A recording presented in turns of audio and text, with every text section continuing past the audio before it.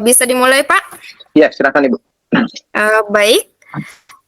Bismillahirrahmanirrahim. Assalamualaikum warahmatullahi wabarakatuh. Waalaikumsalam warahmatullahi wabarakatuh.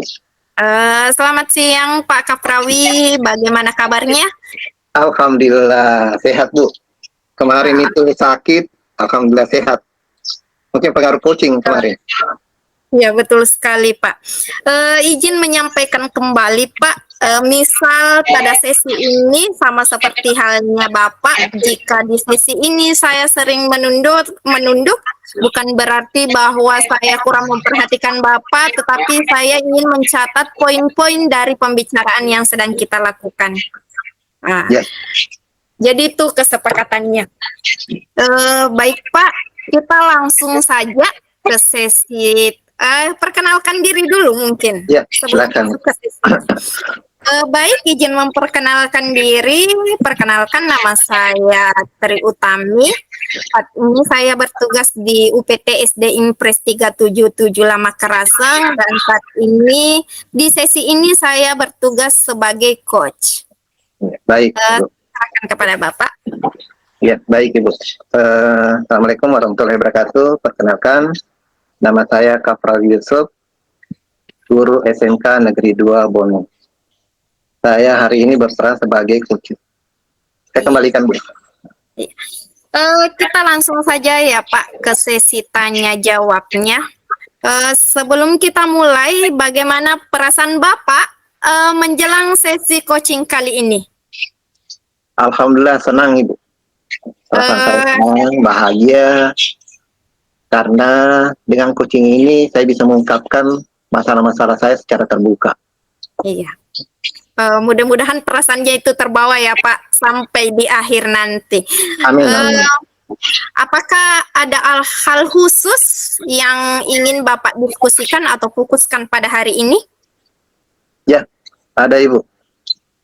Seperti masalah yang kemarin, saya masih masalah kemarin mengenai diferensiasi pembelajaran.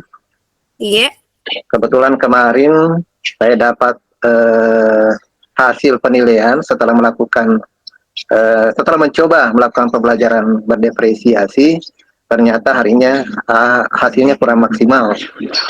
Harinya kurang maksimal karena nilai mereka itu yang saya pakai nilai standar KKM 75, ternyata tidak ada, ternyata itu kurang 50%, lebih daripada 50%, kurang dari 50% yang sampai nilai 75.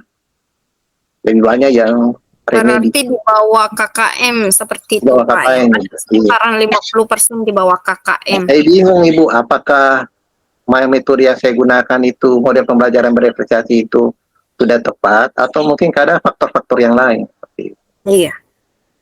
Baik Pak, terima kasih sebelumnya. Saya sangat menghargai kejujuran Bapak terhadap masalahnya.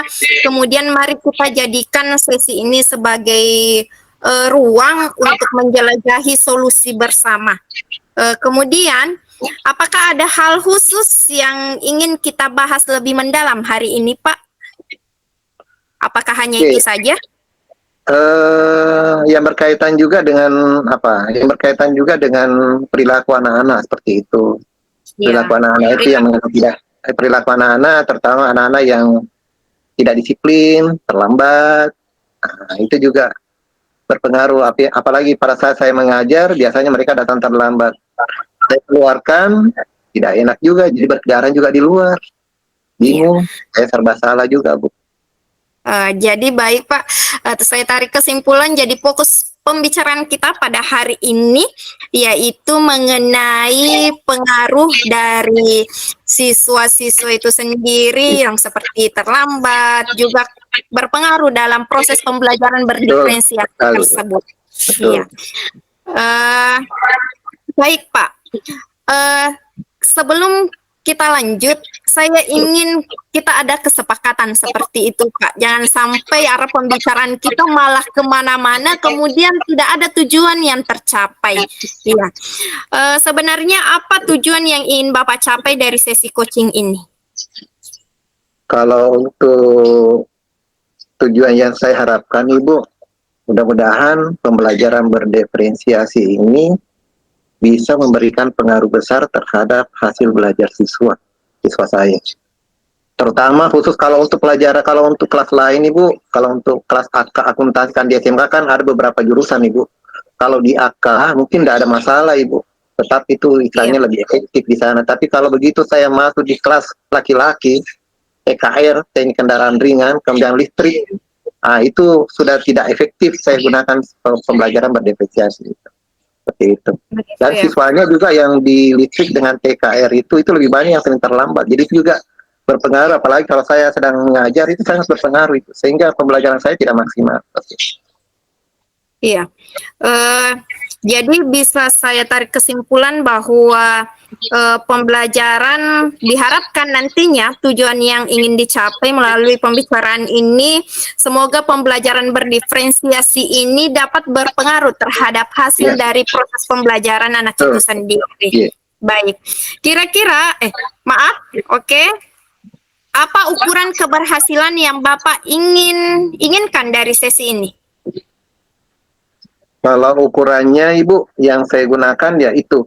Tadi saya katakan bahwa untuk hasil belajar itu ya minimal lah 50%.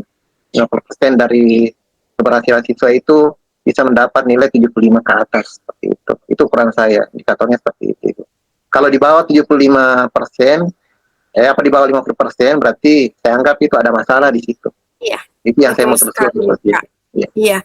Bahkan sampai 50% itu kayaknya Pak masih jadi pertanyaan karena masih nilai tengah. Gini Bu, saya berdasarkan pada profil siswa ya. Kemarin saya lakukan pemetaan. Itu kalau di TKR kita tidak boleh samakan dengan di AK seperti itu. Jadi kita menggunakan itu daya serap atau daya tangkap mereka itu mungkin di bawah dibandingkan dengan AK. Jadi indikator yang saya gunakan bukan indikatornya yang di AK, tapi indikatornya di TKR. Seperti itu. Iya, karena melihat bahwa mungkin kayaknya ada perbedaan dari jenis yang mungkin kalau di akuntansi itu banyakkan menghitung, sedangkan kalau di teknik itu banyakkan praktiknya. Iya. Lingkanya di bengkel Ibu. Iya. Kalau bongkar-bongkar masih mungkin dia. Iya, betul sekali Pak. Sekarang kita masuk ke tahap identifikasi ya terhadap masalah yang Bapak alami saat ini. Apa yang membuat Bapak merasa kesulitan dalam masalah ini? Kalau yang saya rasakan Ibu, yang merasa kesulitan itu ya itu tadi yang saya katakan bahwa salah satunya adalah saya sulit mengajar, sulit fokus karena seperti itu. Seperti ada anak-anak yang terlambat, ada anak-anak yang mengganggu teman yang lain, itu. Jadi akhirnya saya mengajar tidak fokus seperti itu Ibu. Saya tidak maksimal mengajar seperti itu. Apakah masih ada hal lain Pak? Ya itu juga masalah HP, penggunaan HP juga. Jadi kadang anak-anak saya suruh buka HP untuk cari materi, ternyata itu bukan materi yang dicari. Mungkin yang lain dia buka WA, dia buka Facebook. Saya anggap dia sudah buka HP. Setelah saya periksa, ya ternyata bukan, ternyata yang lain dia buka. Yang lain, iya. Memang belajar, dia bilang, ya belajar juga Pak, tapi belajarnya bukan inti yang saya maksud. Seperti itu.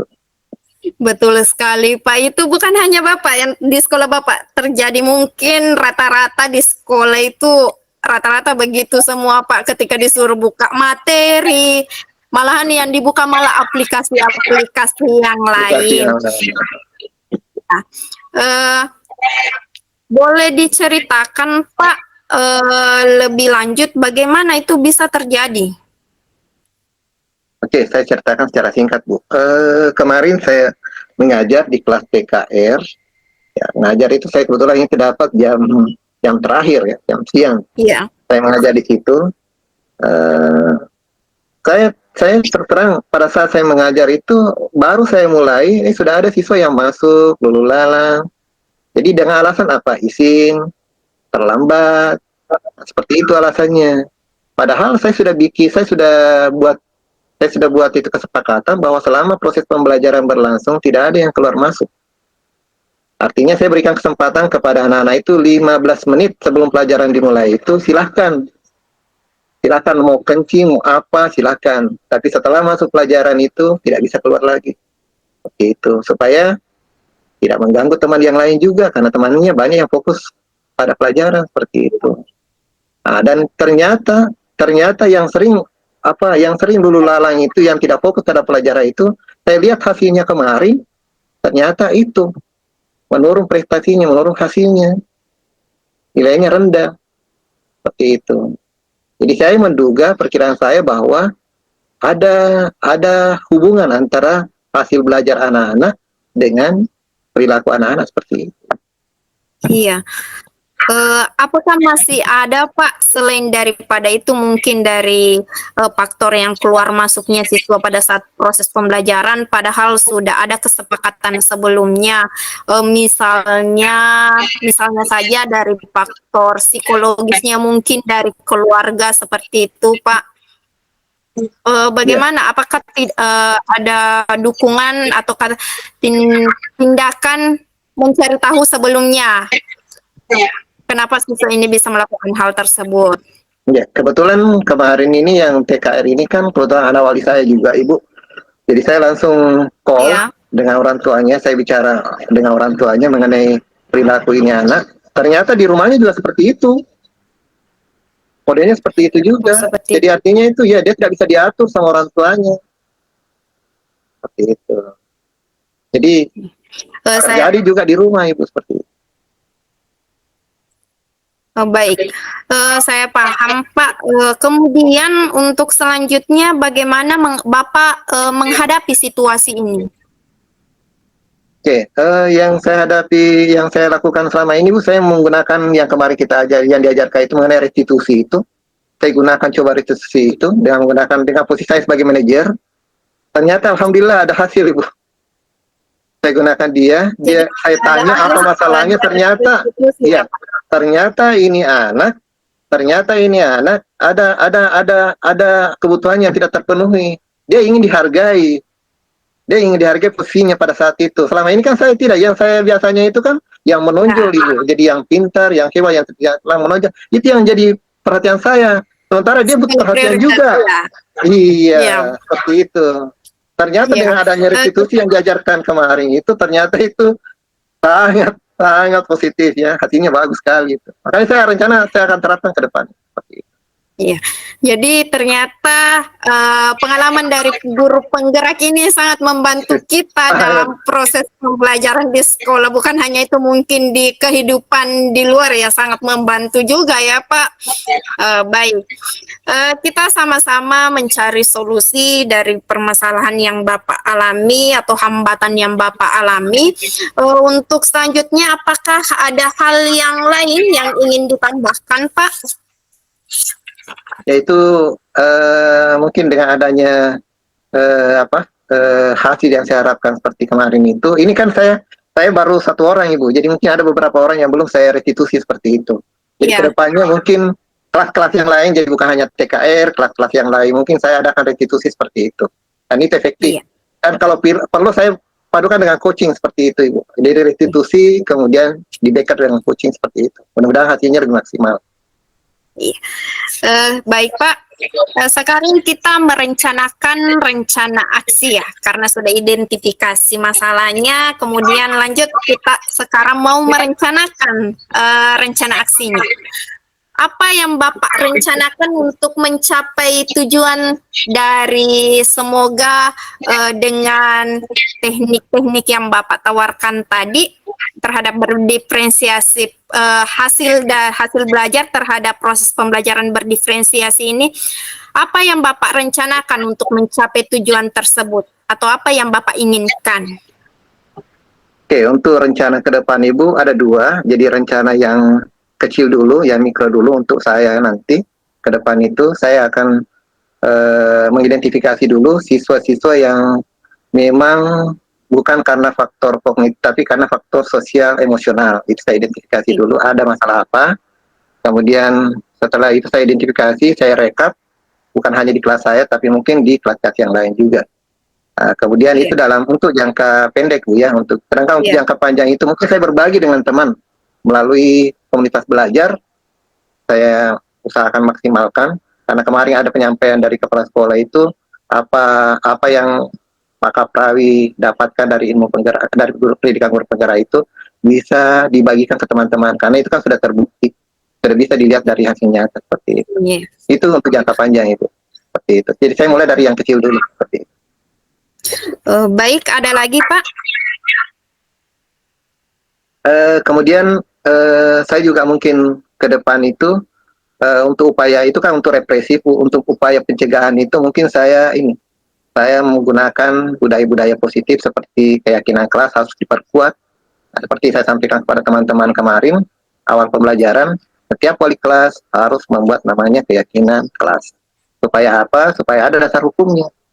Ada dasar hukumnya kita. Jadi ketika kita melakukan restitusi, ada masalah dengan siswa, kita bisa menjadikan itu keyakinan kelas itu sebagai kesadaran bagi mereka, menjadarkan mereka bahwa kita sudah sepakat ini, kita sudah lakukan ini.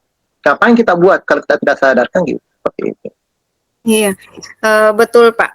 Jadi Untuk rencana yang Bapak tawarkan atau rencana yang akan Bapak lakukan nanti ada dua rencana, kira-kira ya seperti dari skala kecil itu nanti akan diadakan identifikasi siswa, mungkin secara pemetaan begitu Pak, pemetaan profil mungkin seperti itu yang maksud. Kemudian yang skala panjangnya nanti dari hasil itu akan dibagikan di Kombel. Tuh. Nah, boleh diceritakan mungkin Pak, nanti rencananya nanti ini yang identifikasinya ini akan dimulai kapan seperti itu. Kemudian untuk skala panjangnya mungkin akan diceritakan bagaimana nanti prosesnya itu di Kombel. Iya, iya, bagus sekali pertanyaannya Ibu. Untuk waktunya, timingnya Ibu, karena ini kan sudah masuk pembelajaran, kemungkinan minggu depan saya sudah bisa terakhir programnya sudah Ibu, saya sudah bikin, tinggal saya eksekusi di minggu depan. Jadi mudah-mudahan di minggu depan ini mulai hari Senin saya akan lakukan, saya akan identifikasi anak-anak yang berkaitan yang berkaitan dengan sosial emosional, yang perlu pendampingan, yang perlu perlu perhatian seperti itu. Kemudian siapa yang akan Bapak libatkan dalam rencananya akan Bapak lakukan? Oke, baik, terima kasih Bu. Jadi untuk kolaborasinya nanti supaya saya lebih mudah Bu, saya mungkin bekerja sama dengan wali kelas.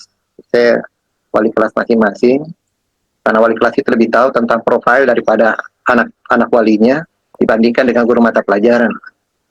Saya akan berusaha kerjasama, dan itu ada respon. Jadi ada respon positif dari wali kelas. Mudah-mudahan ini bisa jadi kolaborasi bersama antara saya dengan wali kelas. Apakah sudah ada pertemuan sebelumnya atau sudah ada pembicaraan sebelumnya dengan beberapa wali kelas atau sudah diberitahukan sebelumnya kepada kepala sekolah bahwa ada rencana saya seperti ini sehingga misalnya dapat terlaksana secara efektif mengingat ini adalah awal tahun ajaran baru. Ya, bagus sekali pertanyaannya Bu. Itu mengenai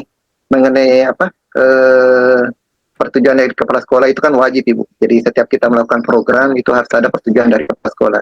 Jadi saya sudah bicara dengan kepala sekolah, ya ternyata ada support, ada dukungan. Jadi makanya saya bikin programnya, tinggal saya eksekusi minggu depan.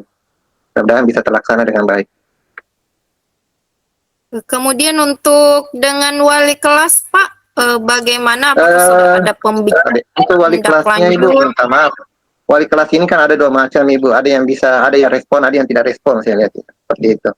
Kalau untuk yang respon, ada beberapa wali kelas, ada sekitar dari jumlah kelas itu ada sekitar 20 kelas. Ya mungkin ada sekitar 15 lagi 5 yang belum ada responnya Ibu. Saya tidak tahu. Saya sudah ini, tapi yang kita 15 itu sudah ada respon positifnya, mereka mendukung. Dari yang ada ada dua kubu ceritanya ini Pak. Ada yang bilang sudah ada responnya, yang tidak ada ini responnya ini Pak. Bagaimana langkah selanjutnya mungkin atau apa rencana Bapak terhadap yang kurang respon ini? Nah, mungkin kedepannya mungkin harus ada komunikasi intens lagi dengan mereka itu.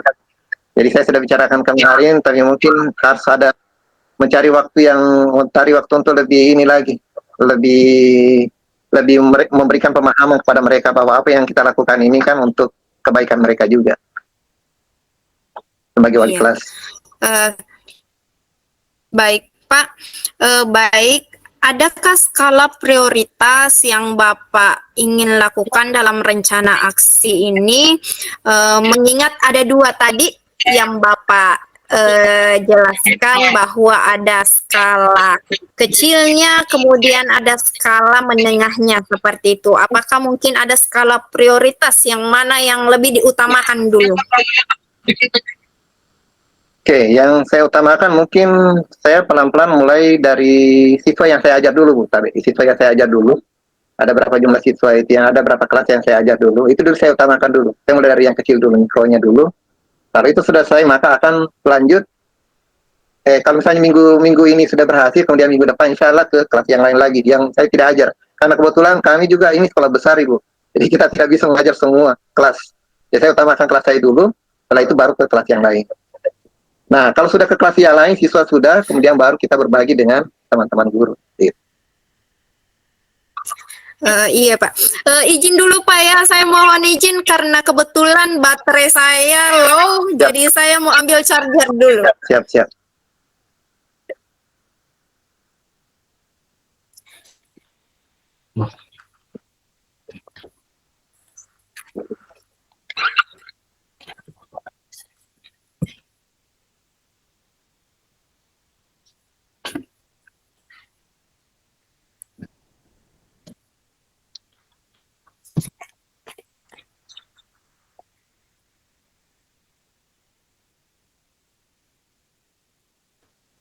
Halo Pak. Ya, Ibu, siap. Kebetulan kayaknya kamera saya lagi ini saat ini sedang bermasalah Pak. Apakah gambar saya muncul di Bapak? Oke, menyesuaikan saja, Bu. Ya, oke, siap. Iya. Baik Pak. Lanjut ke pembicaraan tadi. Skala prioritasnya bisa saya tarik kesimpulan bahwa untuk saat ini akan diterapkan dulu di kelas Bapak. Kemudian apa strategi yang Bapak gunakan untuk mencapai tujuan tersebut? Oke, untuk strateginya mungkin yang saya lakukan supaya ini pembelajaran berdepresiasi ini lebih maksimal. Mungkin selain saya data kembali siswanya, mengidentifikasi kembali siswanya, apa maunya, kemudian mungkin saya ingin melakukan secara langsung. Jadi maksudnya itu, kalau kemarin itu hanya dalam bentuk angket, nah sekarang saya mau dalam bentuk wawancara, saya mau tanya secara langsung, seperti apa yang mereka inginkan, pembelajaran seperti apa yang mereka inginkan, supaya saya bisa betul-betul bisa memenuhi kebutuhan mereka, termasuk yang tadi, yang saya katakan tadi itu, yang keluar masuk, yang selalu mengganggu temannya, yang selalu buka HP, ya itu mungkin yang menjadi target utama saya seperti itu ke depannya. Supaya pembelajaran berdiferensiasi betul-betul bisa melayani kebutuhan siswa, terutama yang siswa yang bermasalah tadi. Iya. Itu adalah langkah-langkah yang sangat baik menurut saya, Pak. Rencana aksinya yang bisa dikatakan terstruktur dan fokus serta mendetail. Semoga akan membantu Bapak mengatasi masalah tentang peningkatan nanti hasil pembelajaran menggunakan teknik dari berdiferensiasi tersebut. Kemudian pertanyaan saya, bagaimana Bapak melihat tindak lanjut dari rencana ini? Rencana tindak lanjut? Iya, bagaimana Bapak melihat tindak lanjutnya nanti dari rencana yang Bapak tawarkan? Untuk tindak lanjutnya nanti, Bu, saya hanya lihat nanti hasilnya, kan ini belum saya lakukan. Nanti saya, kalau sudah ada hasilnya, ternyata menunjukkan hasil yang signifikan sesuai dengan yang saya harapkan tadi, di nilainya itu sudah 50%, sudah alhamdulillah, sudah syukur Ibu. Tapi kapan dia turun lagi, tetap tidak konstan, artinya tidak ada perubahan, ya mungkin saya cari pendekatan yang lain, Bu. Apakah Iya, dengan orang tua siswa, ya, apakah melibatkan teman-teman, pokoknya itu saya akan, karena di berdifferensiasi ini dalam konsep saya adalah kita menggunakan segala cara, secara iya, kreatif kan gitu, cara betul kreatif, sekali, Pak. menggunakan segala cara kreatif. Yang penting anak-anak bisa dilayani kebutuhannya, itu yang paling pokok. Betul, Pak. Pokoknya bagaimanapun caranya yang jelas Iya, kebutuhan peserta didik tetap terpenuhi, betul Ibu. siswa-siswa dan siswa. Karena masalahnya Ibu, Tabe, kalau menurut masalahnya seperti kita mau pasang target, kalau di SMK kan ada misalnya proyek, harus sekian selesai proyeknya ini. Nah, Kalau itu kita kejar seperti itu Ibu, itu kasihan anak-anak juga yang tidak iya, dilayani seperti itu. betul. Bagi yang mampu mungkin bisa capai target itu, proyeknya selesai, Iya, produknya selesai. Tapi bagi anak yang ini berarti butuh proses yang lama. Kalau saya tidak berhasil, kan ada fase berikutnya, ada kelas berikutnya. Nanti iya. guru yang lain lagi yang Yang lanjutkan seperti akan itu. melanjutkan Iya, proses seperti tersebut. itu, seperti Iya, itu. Jadi anak ini berproses, ya berproses. iya, Saya belum berhasil, tapi mungkin guru yang lain itu mungkin bisa melanjutkan proyeknya itu, karena ini kita berbasis proyek seperti itu. iya.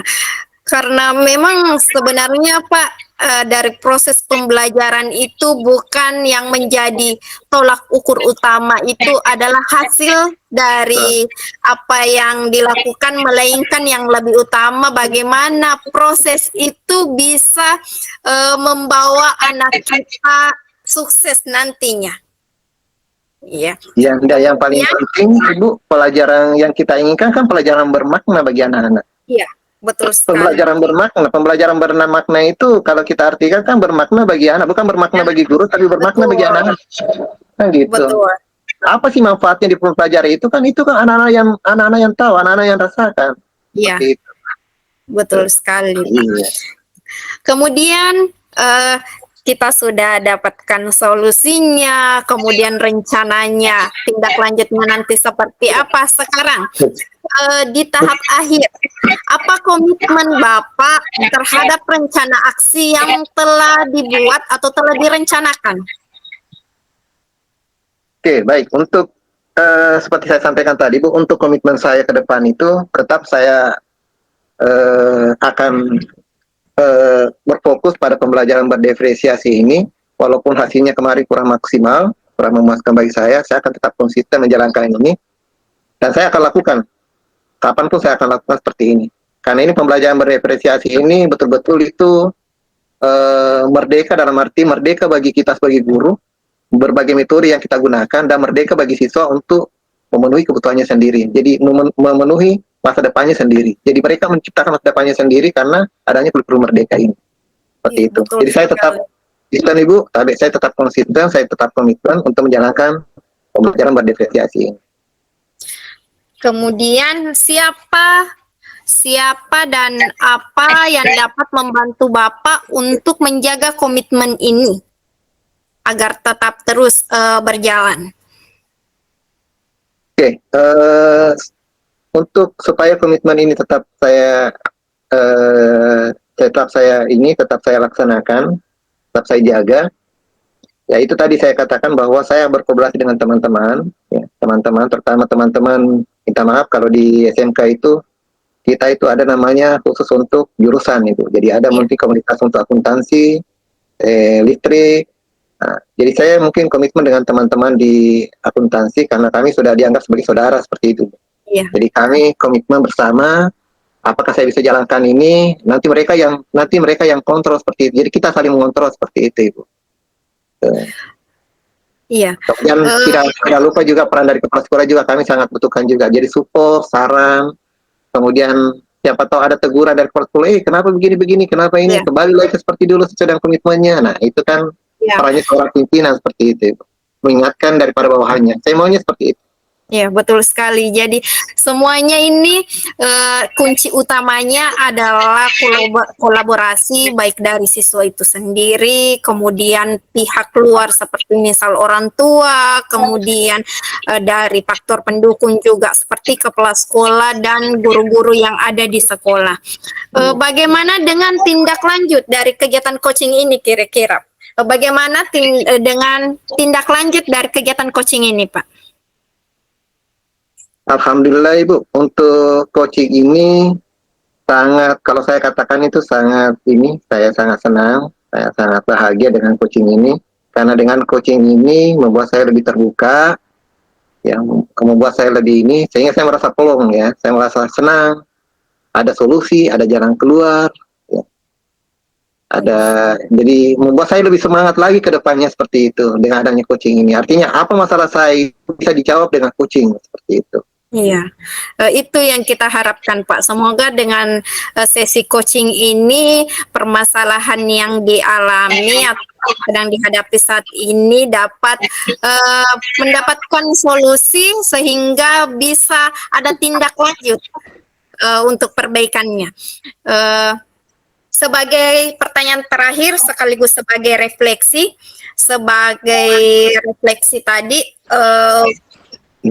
Kan di awal proses ini kita sudah menentukan tujuan, Pak. Menurut refleksi Bapak, apakah sesi coaching ini sudah sesuai dengan tujuan yang telah kita sepakati tadi pada tahap awal tadi?